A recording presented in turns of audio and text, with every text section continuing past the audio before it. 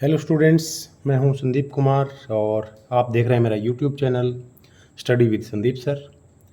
आज के इस वीडियो में हम कक्षा 12वीं इतिहास विषय का 5वां चैप्टर यात्रियों के नज़रिए, इसके अभ्यास के प्रश्न उत्तर हैं, इनको डिस्कस करेंगे। तो आइए शुरू करते हैं। पहला क्वेश्चन है, किताब उल हिंद पर टिप्पणी लिखें। किताब उल हिंद या तहकीक हिंद पर टिप्पणी लिखें। तो अलबरूनी का ये यात्रा वृत्तांत है, अरबी भाषा में लिखा गया है। इसकी भाषा बहुत ही सरल और स्पष्ट है। इस किताब की अगर बात करें तो इसमें 80 अध्याय हैं, 80 चैप्टर हैं और अलग अलग विषयों पर ये चैप्टर हैं। धर्म व दर्शन के बारे में, भारतीय त्यौहार, रीति रिवाज और प्रथाएं, खगोल विज्ञान, सामाजिक जीवन, भार तोल और माप के बारे में, मूर्तिकला के बारे में, कानून के बारे में, इस तरह से बहुत सारे जो अलग अलग विषय हैं उनको कवर किया गया है। और अलबरूनी की इस किताब को लिखने में एक ख़ास बात यह है कि उसने गणितीय पद्धति का प्रयोग किया है। गणित में उसकी बड़ी रुचि थी, इसलिए जब उसने किताब लिखी तो किताब में भी गणित की तरफ उसका झुकाव है जो है वो नज़र आता है। तो गणितीय पद्धति क्या है कि जो 80 चैप्टर्स हैं, हर अध्याय की शुरुआत जो करता है वो एक प्रश्न के साथ करता है। फिर चैप्टर में आगे वो संस्कृतवादी परंपराओं के आधार पर उनका वर्णन करता है। संस्कृत का अच्छा ज्ञान था अलबरूनी को, तो उसने भारतीय जो परंपरा थी, संस्कृतवादी परंपरा थी, उसके आधार पर वो हर चैप्टर को आगे डिस्क्राइब करता है और साथ बाद में वो जो अन्य संस्कृतियां हैं उनके साथ उनकी तुलना करता है। तो ये किताब उल हिंद है, अलबरूनी के द्वारा लिखी गई, अरबी भाषा में, और उस समय के भारतीय इतिहास के बारे में और अलग अलग विषयों के बारे में हमें व्यापक जानकारी उपलब्ध कराती है।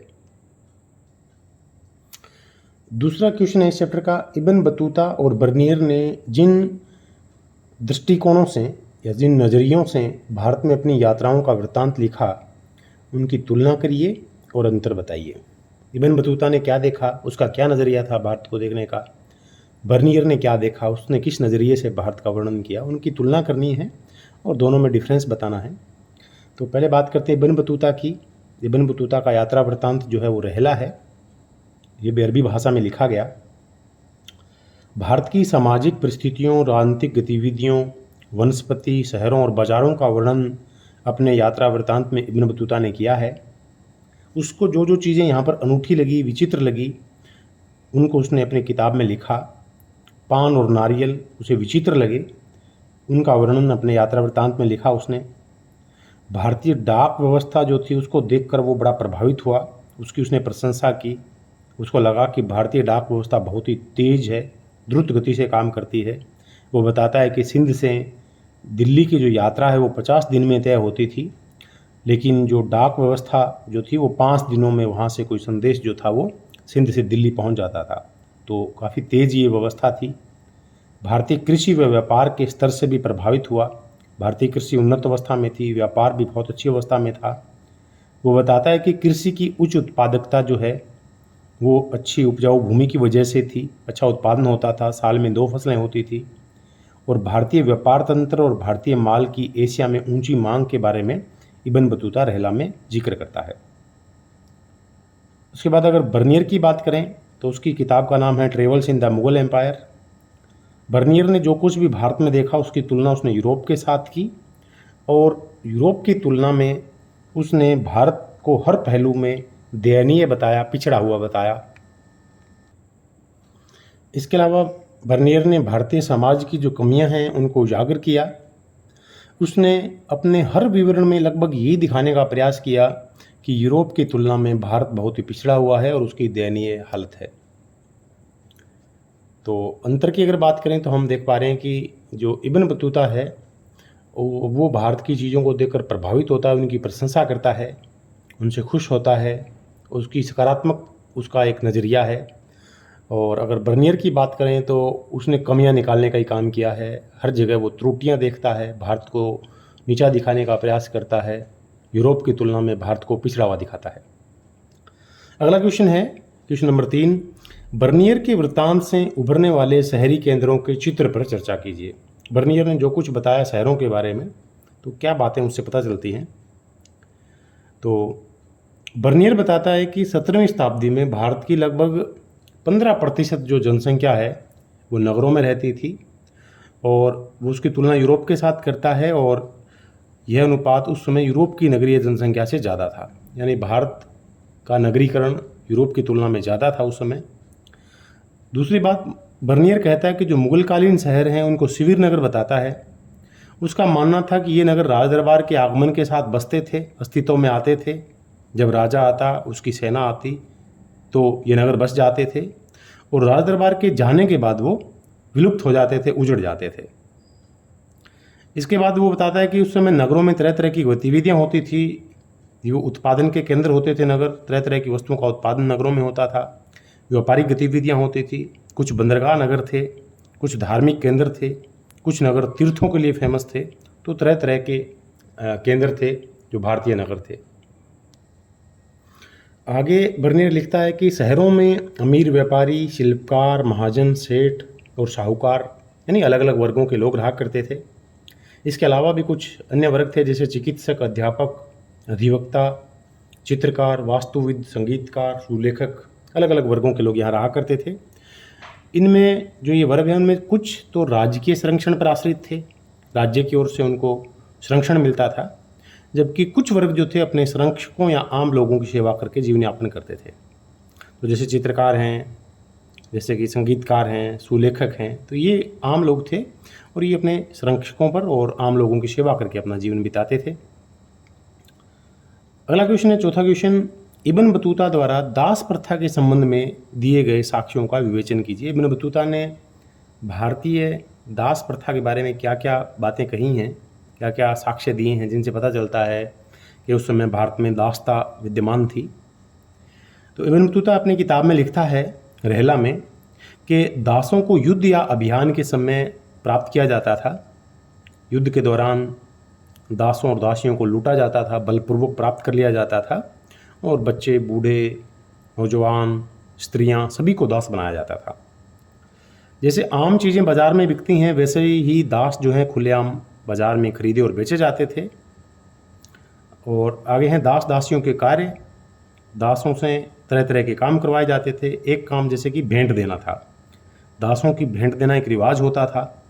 इब्न बतूता ने मोहम्मद बिन तुगलक को घोड़े, ऊंट और दास जो है वो भेंट में दिए थे। जब वो सिंध पहुंचा था तो वहाँ से उसने ये चीज़ें लीं और इब्न बतूता को भेंट की। इसके बाद इब्न बतूता ने भी नसीरुद्दीन नामक एक धर्म उपदेशक था, और उसके धर्म उपदेश से इब्न बतूता बड़ा खुश हुआ, और उसने खुश होकर के 200 जो दास हैं वो इनाम स्वरूप नसीरुद्दीन को भेंट में दिए, इनाम में दिए। इसके अलावा गुप्तचरों के रूप में नियुक्ति की जाती थी दासों की। ख़ासतौर से जो दासियां थी उनको नौकरानी बना करके अमीरों के घरों में रखा जाता था। वो अमीरों पर नज़र रखती थी और उनकी जो निगरानी रखती थी, और जो गुप्त सूचनाएं हैं वो राजा तक पहुंचाती थी। इसके अलावा मनोरंजन का काम भी दासों से करवाया जाता था। कुछ दासियां संगीत और गायन में पारंगत होती थी, तो उनसे इस तरह के काम लिए जाते थे। इसके अलावा घरेलू श्रम जो है, पालकी उठाना या तरह तरह के जो अन्य घरेलू काम है वो दासों से करवाए जाते थे। तो इस तरह से हमें इब्न बतूता बताता है कि भारत में दास प्रथा विद्यमान थी। सब वर्गों के लोगों को दास बनाया जाता था। उसमें बच्चे, बुजुर्ग, बूढ़े, नौजवान, औरतें सब शामिल होती थीं, और उनसे तरह तरह के काम करवाए जाते थे। बाज़ार में दास खुलेआम बिकते थे और ख़रीदे जाते थे। अगला क्वेश्चन है, पांचवा क्वेश्चन, सती प्रथा के कौन से तत्वों ने बर्नियर का ध्यान अपनी ओर खींचा? तो बर्नियर ने जब भारतीय समाज को देखा तो उसने एक जगह वर्णन करता है वो कि मैंने एक स्त्री को देखा कि उसे किस तरह से जलाया जा रहा है। एक छोटी सी लड़की का वो जिक्र करता है। तो ये क्रूर प्रथा थी जिसमें पति की मृत्यु के बाद पत्नी को शव के साथ जला दिया जाता था। जो बाल विधवाएं होती थी उनको भी सती होने के लिए बाध्य किया जाता था। उसका जीवंत वर्णन जो है वो बर्नियर करता है, बताता है कि किस तरह से एक छोटी सी लड़की है उसको जबरन जो है सती होने के लिए मजबूर किया गया। स्त्री की चीख पुकार लोगों को सुनाई ना दे, इसके लिए ढोल नगाड़े बजाए जाते थे। और ये जो प्रक्रिया होती थी उसमें जो ब्राह्मण होते थे और घर की जो बुजुर्ग महिलाएं होती थी वो मुख्य भूमिका निभाती थी। आगे छठा क्वेश्चन है, जाति व्यवस्था के संबंध में अल बरूनी की व्याख्या पर चर्चा कीजिए। अल-बरूनी भारतीय जाति व्यवस्था के बारे में क्या बताता है। अल-बरूनी ने अपने यात्रा वृत्तांत किताब उल हिंद में भारतीय जाति व्यवस्था की तुलना फ़ारस की जाति व्यवस्था के साथ की, फ़ारस के सामाजिक व्यवस्था के साथ की। उसने लिखा कि फ़ारस में 4 सामाजिक वर्गों को मान्यता प्राप्त थी। ये 4 वर्ग कौन कौन से थे? पहला था घुड़सवार और शासक, दूसरा भिक्षु और पुरोहित, तीसरे वर्ग में आते थे चिकित्सक, खगोलशास्त्री और वैज्ञानिक, चौथे वर्ग में आते थे कृषक और शिल्पकार। और अल-बरूनी फ़ारस के साथ तुलना करके ये दिखाना चाहता था कि सामाजिक वर्ग केवल भारत तक ही सीमित नहीं थे। अल-बरूनी ने बताया कि इस्लाम में सभी लोगों को समान माना जाता है। उनमें जो भिन्नताएं हैं वो केवल धर्म को मानने के तरीके में हैं, अदरवाइज़ जो है इस्लाम में सभी को बराबर माना जाता है, समानता है। अल-बरूनी कहता है भारत में 4 वर्णों का जिक्र करता है। वो कहता है कि भारत में ब्राह्मण, क्षत्रिय, वैश्य और शूद्र 4 वर्ण थे। उनकी उत्पत्ति के बारे में बताता है वो। ब्राह्मण सबसे ऊंची जाति माना जाता था इनको। इनकी उत्पत्ति ब्रह्मा के सिर से मानी जाती थी। क्षत्रिय ब्राह्मण से ये ज़्यादा नीचे नहीं थे, कंधों से या भुजाओं से उनकी उत्पत्ति मानी गई। और ये जो दोनों वर्ग थे उनका समाज में ऊंचा दर्जा था। इनकी जो सामाजिक स्थिति थी उनमें ज़्यादा अंतर नहीं था। तीसरा वर्ग वैश्य था। उसकी उत्पत्ति ब्रह्मा की जंघाओं से मानी गई। और चौथा वर्ग था शूद्र। इसको सबसे निम्न वर्ग माना जाता था और माना जाता था कि इसकी उत्पत्ति ब्रह्मा के पैरों से हुई है। ये जो दोनों वर्ग थे बाद वाले, इनके सामाजिक दर्जे में भी ज़्यादा अंतर नहीं था। और ये अंतिम दोनों जो वर्ण हैं शहरों और गांवों में एक साथ रहते थे, मिलजुल करके काम करते थे और लगभग एक जैसे आवासों में वो निवास करते थे। हालांकि अल-बरूनी ने ब्राह्मणवादी व्यवस्था को माना, ब्राह्मणीय जाति व्यवस्था को माना, लेकिन उसने जो अपवित्रता की धारणा थी उसका विरोध किया। अल-बरूनी जाति व्यवस्था में ब्राह्मणवादी व्याख्या को मानता था, पर उसने ब्राह्मणीय अपवित्रता की मान्यता को अस्वीकार कर दिया। उसने उदाहरण देके बताया कि प्रकृति में जो भी चीज़ है, जो भी वस्तु है जो अपवित्र हो जाती है, वो पवित्रता को पाने का प्रयास करती है और अंत में सफल होती है। उदाहरण देके बताता है कि जैसे सूर्य है, सूर्य हवा को शुद्ध करता है। समुद्र का नमक है, वो पानी को शुद्ध रखता है, शुद्ध कर देते हैं ये इनको। लेकिन फिर वो कहता है कि जिस तरह से शूद्र हैं उनको अपवित्र माना गया है, तो प्राकृतिक नियम के अनुसार तो उनको भी शुद्ध हो जाना चाहिए था। तो ब्राह्मणीय अपवित्रता की धारणा को वो प्रकृति के नियमों के विरुद्ध मानता है और उसको अस्वीकार कर देता है। आगे 7वां क्वेश्चन है, क्या आपको लगता है कि शहरी केंद्रों में जीवन शैली की सही जानकारी प्राप्त करने में इब्न बतूता का वृत्तांत सहायक है? कारण दीजिए। यानी इब्न बतूता ने जो कुछ भी भारतीय शहरों के बारे में बताया, क्या उससे हमें वहाँ के लोगों के लाइफस्टाइल के बारे में कोई जानकारी मिलती है? शहरों की अर्थव्यवस्था के बारे में, उनके बारे में हमें क्या क्या जानकारी मिलती है वो बताना है। तो इब्न बतूता लिखता है कि जो भारतीय शहर हैं उनकी आबादी घनी है, वो समृद्ध शहर हैं, समृद्धि है वहाँ पर, और वो अवसरों से भरपूर है। वो भारतीय शहरों को अवसरों से भरपूर शहर बताता है। अगर किसी व्यक्ति के पास इच्छा शक्ति है, टैलेंट है, तो वो बहुत यहाँ लाभ उठा सकता है। वो कहता है कि यहाँ चमक दमक वाली सड़कें हैं और रंगीन बाज़ार हैं। दिल्ली का वो विशेष जिक्र करता है। वो कहता है कि ये सबसे बड़ा शहर है, इसकी जनसंख्या बहुत ज़्यादा है, एक रक्षा प्राचीर से ये घिरा हुआ है और उसमें कई दरवाजे हैं। और वो बताता है कि सबसे जो बड़ा दरवाज़ा है वो बदायूं दरवाज़ा है। तो इसके अलावा प्राचीर के बारे में बताता है कि ये बहुत 11 हाथ चौड़ी है, इसके अंदर झरोखे बने हैं, इनमें उन सिपाहियों के रहने के लिए जगह बनी हुई है, शस्त्रागार बने हुए हैं। तो ये डिटेल में दिल्ली का जिक्र करता है। दौलताबाद के बारे में बताता है वो कि ये भी लगभग दिल्ली जितना ही बड़ा शहर था, दिल्ली से कोई ज़्यादा छोटा नहीं था ये। और वो बताता है कि संगीत का एक बाज़ार होता था दौलताबाद में, जिसको ताराबाद बोलते थे। आगे इब्न बतूता लिखता है कि जो बाज़ार थे भारत के, वहाँ केवल आर्थिक गतिविधियाँ नहीं होती थी, इसके अलावा वहाँ सामाजिक और सांस्कृतिक गतिविधियाँ भी होती थी। वो बताता है कि बाज़ारों में लगभग हर बाज़ार में एक मंदिर और एक मस्जिद बनी हुई होती थी। बाज़ारों में जो नाचने वाले थे, नर्तक, संगीतकार, गायक, उनके प्रदर्शन के लिए कुछ ऐसे सार्वजनिक स्थान होते थे जहाँ पर वो अपना प्रदर्शन करते थे। आगे इब्न बतूता बताता है कि जो शहरों की समृद्धि का आधार है वो ग्रामीण अर्थव्यवस्था है। वो लिखता है कि गांव में किसान जो हैं वो अत्यधिक फसलें उगाते हैं, अत्यधिक उत्पादन होता है, और वो कारण बताता है कि अत्यधिक उत्पादन जो है वो उपजाऊ मिट्टी की वजह से होता है। मिट्टी बहुत उपजाऊ है, इसकी वजह से किसान जो है वो साल में 2-2 फसलें उगाते हैं। भारतीय व्यापार के बारे में वो बताता है कि भारतीय जो माल है उसकी मध्य और दक्षिण पूर्व एशिया में बहुत मांग होती थी। व्यापार और वाणिज्य के एशियाई तंत्रों से जो भारत है वो पूरी तरह से जुड़ा हुआ था। वो बताता है कि भारतीय व्यापार से जो शिल्पकार हैं और जो व्यापारी हैं उनको अच्छा लाभ होता था। और वो कहता है कि भारतीय जो सूती कपड़े हैं, महीन मलमल है, रेशम है, जरी और साटन, इनकी बड़ी मांग होती थी। बहुत बढ़िया किस्म का कपड़ा भारत में बनता था, कई वैरायटी का कपड़ा बनता था, और कुछ कपड़े इतने महंगे होते थे कि उनको एक जो खास वर्ग, अमीर वर्ग है, वही पहन सकता था। आम लोग उतने महंगे कपड़े नहीं पहन सकते थे।